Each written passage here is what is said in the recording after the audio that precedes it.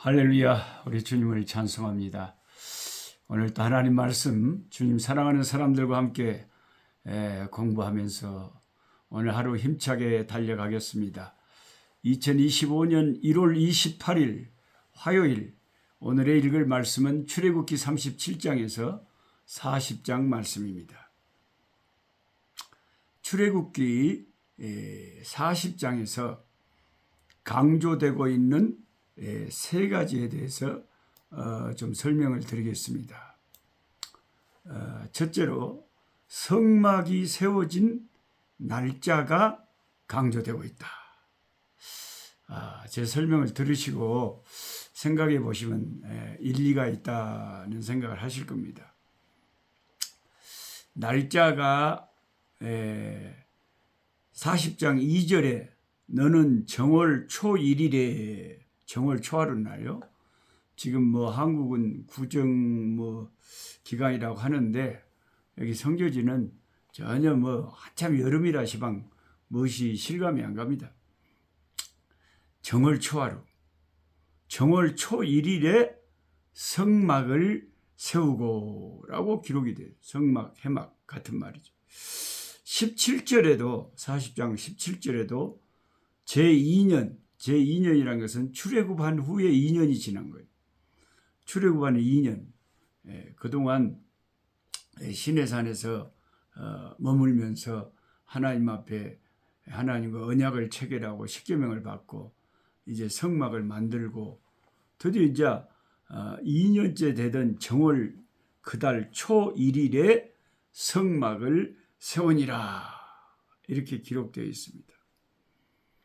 하나님께서 이스라엘 백성을 인도하신 과정을 보면 확실히 철저하게 하나님이 계획하시고 그 계획하신 대로 이스라엘 백성을 이끄셨다 하는 걸 알았어요. 출애굽한 지 2년에 1월 1일에 성막을 세웠다. 이거 예를 들어서 주관식으로 여러분 성경 시험 문제 낸다면 맞출 수 있겠어요? 이스라엘 백성이 출애굽한 지 몇 년 만에 몇 월 달에 언제 성막을 탁 완성해서 세웠습니까? 이렇게 물어보면 교회를 한 10년 다닌 사람도 알 것 같은데 성막을 그렇게 말하자면 애굽에서 출애굽해갖고 몇 년 만에 몇 월 달에 며칠 날 세웠다냐 물어보면 까물까물한 사람들이 한두 명이 아니에요. 한두 명. 이거 그렇게 우리가 아무리 쉬운 것도 막상 물어보면 이게 어버버 하는 거예요. 그래서 확실히 계속 공부하지 않으면 그거 목사님 작년에도 공부했는데 또 잊어버리네. 그렇게 매년 공부해야 된다니까요. 매년 성경을 일독씩 해도 막상 물어보면 몰라요. 그래서 말씀을 다 공부해야 되는 거예요. 죽을 때까지 말씀 공부해야 돼요. 제2년 출애굽한 지 2년 만에 1월 1일 정월 초하루 날 성막을 완성했다. 얼마나 이 성막 완성이 중요하면 하나님이 딱 1월 1일 날 완성하게 했을까요? 정말 놀랍습니다. 그래서 이스라엘 백성들은 그 1월 1일 정월의 기준을 출애굽의 경험으로 삼는 거예요. 계절의 변화를 따르지 않습니다. 한국도 구정이란 것이 시방 1월 1일 양력설하고 틀리잖아요. 음력설을 세면 인자 1월 1일이잖아요. 이스라엘 백성에게는 성막이 완성되고 출애굽한 그것이 정월이 되는 거예요. 그것이 한 해의 시작이 되는 거예요. 출애굽기 12장 2절에 이 달로 너희에게 달의 시작 곧 해의 첫 달이 되게 하라고 기록되어 있어요. 그러니까 6월절이 들어있는 애굽에서 탈출한 그 6월절 명절이 있는 게 이제 말하자면 1월 첫 달이죠. 이 유대 달력으로 유태인들의 달력으로 이 달을 니산월이라고 하는데 니산월 14일이 6월절이잖아요. 이스라엘 백성들은 고센 땅 라암셋에서 출발해갖고 숫곳을 거쳐서 광야 끝 에담에 진을 친 다음 홍해 앞 비하히롯에서 갈라진 홍해를 건너서 애국 군대가 수장된 것을 두 눈으로 목도합니다. 이후에 수르 광야를 지나서 마라에 도착했던 이스라엘 백성들은 쓴물을 단물로 바꾸시는 하나님의 역사를 경험했고 물샘 12과 종려나무 70주가 있는 엘림에 도착합니다. 우리 손자 이름이 엘림이에요. 그리고 신광야에서 먹을 것이 없다가 그래갖고 이제 불평을 하기 시작합니다. 그런데 여기서부터 하나님이 만나를 먹기 시작을 할 수 있게 해줍니다. 신광야에서. 그 다음에 르비딤으로 가서 반석의 생수로 해갈을 합니다. 이런 여정을 거치면서 석 달 만에 3개월 만에 하나님이 모세에게 처음에 보낼 때 약속했던 시내산에 이스라엘 백성과 함께 도착을 한 게 3개월 만에. 이스라엘 백성들은 40년 광야 생활을 하면서 5개의 광야, 이 5개의 광야를 거치게 됩니다. 첫째가 수르 광야. 이제 펜이 있으신 분은 꼭 노트에 좀 적어놨으면 좋겠어요. 이것은 제가 매년 또 반복해서 했으면 좋겠어요. 너무나 참 은혜가 되고 중요한 그 광야 교훈인 것 같아요. 첫 번째 지나간 광야가 수르 광야. 두 번째 광야가 신광야, SIN 영어로 신광야. 제할 때 그 신인데 그런 뜻은 아니고요. 신광야 이름이 그렇다는 겁니다. 셋째 광야가 시내산이 있었던 시내 광야. 넷째가 바란 광야. 다섯 번째가 ZIN 신하고 구별하기 위해서 발음을 진 광야. 그런데 모세는 시내산에 도착해서 40주 40야를 두 번이나 산 꼭대기로 올라갔죠. 모세가 그렇게 하나님으로부터 계시를 받고 내려와서 백성을 가르치고 부사렐과 오홀리압을 중심으로 성막의 모든 기구를 이제 제자가 한 다음에 정월이 되었을 때 성막을 세우게 됐습니다. 성막을 세우고 난 다음에 50일 후에 드디어 시내산을 떠나서 가나안을 향해서 참 보무도 당당하게 출발을 하게 됩니다. 유명한 성경 주석가 매튜 헨리는 1월 1일이 매우 중요한 날짜라고 했습니다. 언제나 새로운 결심을 하고 연초가 되면 되잖아. 새로운 결심, 새로운 출발을 하게 되잖아요. 남유다의 왕이었던 히스기야 왕은 자기가 즉위한 월년 1월 1일에 뭘 했습니까?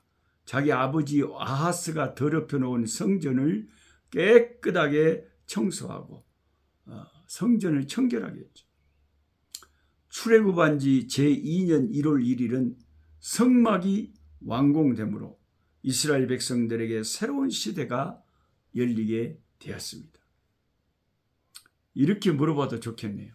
출애굽한 지 이스라엘 백성이 출애굽한 지 2년 1월 1일에 무슨 일이 있었습니까? 성막이 완성됐다. 이런 게 참 하나님 앞에서는 중요하니까 하나님은 중요하게 생각하니까 그렇게 하신 거죠. 하나님이 이제 그들 가운데 거하시고 그들과 함께 하시고 그들을 눈으로 볼 수 있도록 성막이 진중 가운데 있으니까 하나님은 우리와 함께 계신다. 요한계시록에 하나님이 이제 마지막 날 우리의 눈물을 다 씻겨주시고 하나님이 장막이 우리와 함께 계신다. 할렐루야. 참 그런 역사가 앞으로 있을 건데 참 그런 역사를 생각하면 구약의 이것이 앞으로 일어날 모든 하나님의 나라에 다 예표다는 거죠. 그래서 얼마나 이스라엘 백성이 좋았겠습니까? 하나님의 성막이 완성돼서 자기들과 함께 계신 게 눈에 보이니까. 우리에게 성령이 임하시고 예수님이 나의 구주로 믿어진 것이 저와 여러분의 정월 초하루입니다. 하나님이 나와 함께 계시게 된 것. 진정한 내 인생의 출발점. 저는 중학교 때부터 예수님을 믿고 그때가 내 인생 시작, 진짜 참 인생의 시작. 하나님은 성막을 완성시키시고 본격적으로 광야길을 걷게 하셨어요. 저와 여러분의 인생도 성령께서 우리에게 임하시고 성령과 함께 내 인생의 광야길을 걸어갈 때에 이게 진정한 삶이에요. 진정한 의미가 있는 삶이에요. 천국을 향하여 순례자의 길을 성령님이 함께 내게 계시면서 걸어가는 거죠. 근데 그 이스라엘 백성이 거쳐 지나간 광야가 아까 제가 몇 개 광야라 그랬어요? 5개 광야. 첫째 광야가 뭐라 그랬어요? 수르 광야. 이걸 만약에 탁탁 대답을 하시는 분이 있으면 성경 공부를 겁나게 많이 하십니다. 수르 광야. 이스라엘이 출애굽한 후에 도착한 첫 번째 광야가 수르 광야. 출애굽기 15장 22절에 나옵니다. 이 광야에서 마라의 쓴물을 맛봅니다. 물이 써가지고 몸이 이스라엘 백성들이 얼마나 힘들겠어요. 이 수르 광야에서. 히브리어로 이 수르라는 말이 성벽의 그 성벽이란 뜻이 있대요. 이게 이제 이집트 말로는 에담인데 그래서 에담 광야라고도 합니다. 같은 뜻이에요. 수르 광야, 성벽이다. 쉽게 말하면 우리가 성벽이 탁 내 인생길에 앞에 떡 버티고 있으면 그 성벽을 기어 오르려면은 얼마나 힘들겠어요. 겁나게 힘들지.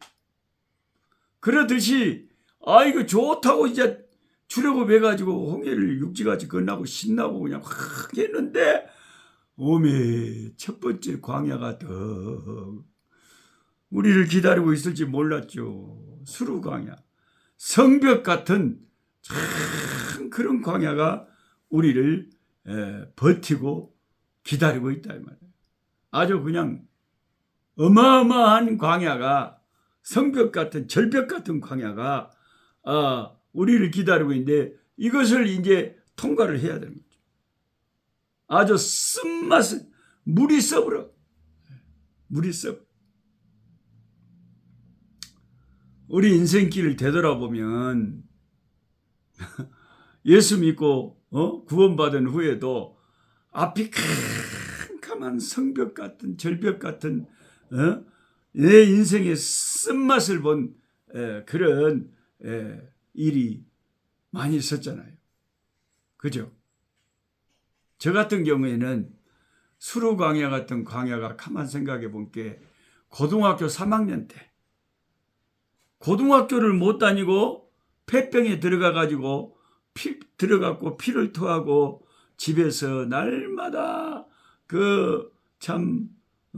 폐병약 먹고 주사 맞고 이게 사람이 죽을지 살지 모르는 앞이 캄캄한 절벽 같은 수르 광야가 나를 기다리고 있었어요. 예수 믿고 고등학교 때부터 커서 목사님 되겠다는 마음을 가지고 열심히 공부하고 있는 나한테 그 시골에서 서울대학 가겠다고 꿈을 갖고 열심히 공부하고 있는 나한테 고3 때 폐병이 걸려버렸네.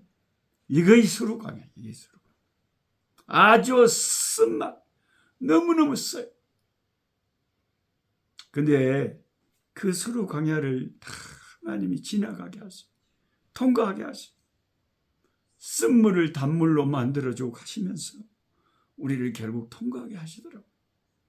결국 그 캄캄한 세월들을 통과하면서 주님만 붙잡고 살면서 다시 또 건강을 회복해서 다시 또 고등학교에 들어가서 후배들하고 공부해서 대학에 들어가고 시방까지 살고 있잖아요. 여러분 앞에도 앞이 캄캄한 수루 광야를 지났던 것을 여러분이 또 추억할 수 있을 거예요. 우리도 아주 그런 수루 광야를 많이 지납니다. 인생을 살다 보면 수루 광야가 꼭 한 번은 나타나요. 여러 번 나타난 사람도 있겠죠. 그 다음에 마주한 광야가 신광야였습니다. 신광야, 출애굽기 16장입니다. 수루광야 지나서 신광야에 들어갔는데 거기에서는요, 하늘 양식을 비같이 내리시는 하늘의 만나를 경험합니다. 그리고 조금 더 가서 르비딤에서는 출애굽기 17장이죠. 마실 물이 없어서 고난을 당할 때 반석에서 물을 내서 마시게 하십니다. 할렐루야. 이게 신광야. 하나님이 은혜 받게 하시는 거예요. 우리를 힘든 세상을 살 때 하나님 은혜 받게 하시는 그 인생길들이 있었어요. 그죠? 언제 은혜 받았어요? 그렇게 물어보면 다 은혜 받은 시절들이 있어요. 하나님의 말씀이 그렇게 꿀처럼 달고 하나님이 내 영혼에 콱콱콱 생명수가 터지게 하시고 그런 내 인생의 길들이 있었습니다. 저에게도 하나님 말씀이 그렇게 은혜스럽고 내 영혼이 그렇게 참 샘물이 터졌던 그런 시절들이 있었습니다. 그러니까 목사님이 되고 싶은 마음을 가졌겠죠. 은혜를 못 받았으면 그런 마음을 하겠습니까? 하나님이 우리 인생길을 광야길을 가다 보면 인생이 광야인데 어떨 때는 하나님이 반석에서 물이 터지게 하시고 하늘에서 만나를 내려주시고 우리에게 은혜의 체험을 하게 하신다. 그 다음에 세 번째 지난 광야가 신의 광야. 신의 광야는 이제 거기에서 십계명을 받고 언약을 주님과 맺었으니까 말씀을 충분하게 받은 정말 하나님에게 헌신하고 하나님을 위해 살겠다고 다짐한 그런 우리 인생의 시기가 있다는 것입니다. 그 다음에 네 번째 광야가 바란 광야예요. 바란. 영어로는 파란이라고 되어 있는데 PARAN이라고 있는 바란 광야는 거대한 고원지대로 된 광야로서 동쪽으로는 아라바 골짜기, 서로는 술광야, 남으로는 시내산, 그리고 북으로는 가나안 땅의 남방 경계인 아모리인의 산지까지 뻗어 있는 광야였고 사람이 거할 수 없는 황량한 곳이었습니다. 다섯 번째 진광야, ZIN 진광야. 이제 이스라엘 백성이 가나안에 정착하기까지 제일 많이 시간을 투자하고 걸었던 광야가 진광야예요. 신광야하고 진광야는 같은 곳 같지만 다릅니다. 가장 오래 체류했던 이 진광야는 이곳에서 38년을 방황을 합니다. 신광야는 엘림과 시내산 사이에 있었고 진광야는 가데스 바네아와 에돔 동쪽 경계까지의 전지역. 그러니까 가데스 바네아에서 가나안 땅에 이제 정탐꾼 보내가지고 그들이 믿음 없는 약한 정탐꾼들 10명의 말을 듣고 원망하고 애굽으로 돌아가자고 믿음 없는 소리를 해가지고 하나님께서 속상하셔서 그들에게 너희들 믿음대로 해줄게 그러면 너희들은 못 들어간다. 그래서 38년을 진 광야를 헤매면서 그들이 죽을 때까지 그 광야를 헤맸다는 것입니다. 그러니까 저와 여러분이 인생을 살면서 지나가는 광야 속에서요, 내가 죄를 지어서 내가 선택을 잘못해서 내가 하나님 앞에 잘못 살아서 당하는 그 지나는 그런 광야가 있어요. 그 하나님이 주신 게 아니라 내가 선택을 했다니까요. 예를 들어서 결혼을 하는데 자기가 결혼 배우자를 자기가 선택했지 누가 선택했어요? 딱 본게 이쁘게 생기고 돈도 많고 아주 그냥 좋아 보인디 성격은 별로 안 좋고 신앙은 별로 없는 것 같다. 근데 덜컥 결혼을 해버렸어. 그래갖고 믿음 없는 애기들이 나오고 아주 싸움을 했었고, 그래갖고 막 이혼을 해불고, 그런 기가 막힌 진광야 같은 그런 방황하고 힘든 광야 생활을, 그거는 자기가 믿음 없이 살아가지고 이스라엘 백성처럼 그래갖고 자기가 그리 잘못된 선택을 해가지고 자기가 걷는 그 인생의 고통의 광야길이잖아요. 예. 무조건 내가 이 힘든 인생길을 하나님이 다 계획했다. 그게 아니고 어떨 때는 내가 이스라엘 백성처럼 잘못 선택을 해갖고 믿음 없는 선택을 해가지고 이 진광야를 걸어갈 수가 있다는 거예요. 네. 5가지 광야 이야기를 하다 보니까 이제 이 광야 말씀을 나누다 보면 오늘 하루 종일 해야 돼요.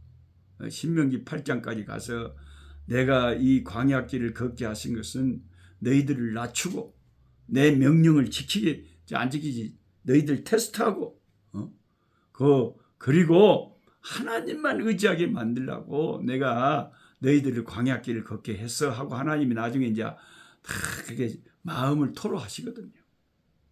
이 광야에 대한 설교는 또 앞으로 기회가 있으면 계속 하도록 하고, 오늘은 20분이 지났으니까 여기까지 하겠습니다. 내일 또 뵙겠습니다. 하나님 아버지, 참 우리의 인생길에 많은 다양한 아버지 유형의 고난의 광야들이 있어서 그런 광야들을 지나갑니다. 광야에서 주님을 바라봅니다. 하나님, 힘들고 어려운 광야길이 있는 함께 성경 공부하고 있는 주의 백성들 주님 손으로 붙잡아 주시고 돌봐주시고 긍휼히 여겨주시고 주여 위로하여 주시고 이 광야의 길을 지날 때에 손발이 부러뜨지 않고 의복이 아버지 타라지지 않고 그 모든 힘든 광야 속에서 지키시는 하나님을 체험하는 저희들 은혜의 삶이 되게 하여 주옵소서. 우리 주 예수 그리스도 이름으로 기도하옵나이다. 아멘. 약한 자 힘주시고 강한 자 바르게 주한 자 정케함이 주님의 뜻이라. 해 아래 압박 있는 곳 주 거기 계셔서 그 팔로 막아 주